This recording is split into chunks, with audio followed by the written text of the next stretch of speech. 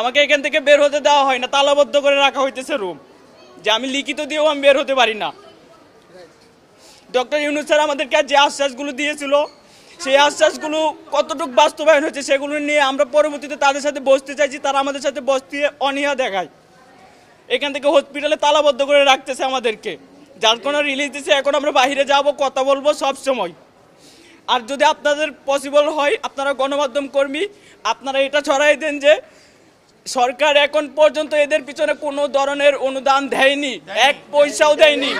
আমরা নগদ অর্থ এখন যদি সরকার আমাদের জন্য, যেমন একটা বলছিল কিছুদিন আগে 100 কোটি টাকা ফাউন্ডেশনের জন্য জুলাই আগস্ট, সেটার কথাটা বলছিল, এখন সেটা আমরা কিছু জানি না।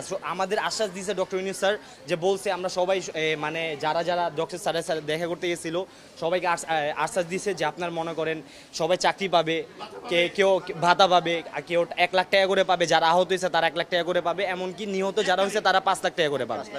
এটা বলা হয়েছিল। বাট আমরা কোনো টাকা পয়সার জন্য আমরা দেশ স্বাধীন করিনি। আমরা যা হয়েছে সব বাদ, আমাদের চাই আমরা সুস্থরা, আমরা ট্রিটমেন্ট চাই, যে আমরা সুন্দর মতো সুস্থ হয়ে নিজের বাসায় পৌঁছাতে পারি। আমরা জাস্ট এতটুকু ট্রিটমেন্ট চাই। আমরা এমন ট্রিটমেন্ট চাই না যে অর্ধেক ট্রিটমেন্ট করে আমাদের আরেক জায়গায় ট্রান্সফার করে দিবে, আমরা ওই ট্রান্সফার অনুযায়ী আমরা চলে যাব।